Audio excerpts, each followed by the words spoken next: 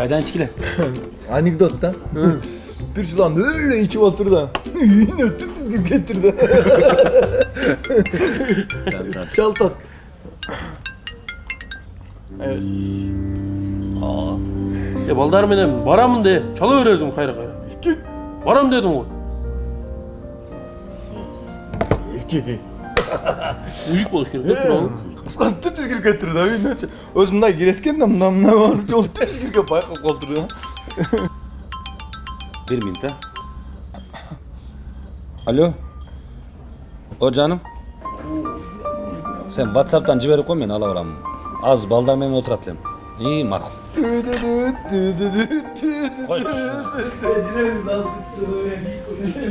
Dostlarının göz aldında ayalдар менен орой мамиле кылган эркектин үйүндө да кадыры баркы болбой калат. Тескерисинче коомдун алдында, достордун алдында, башка бирөөлөрдүн алдында аялдар менен жакшына мамиле кылган эркектин үйүндө да кадыры баркы болот. Антан урматтуу мырзалар, келиңиздер.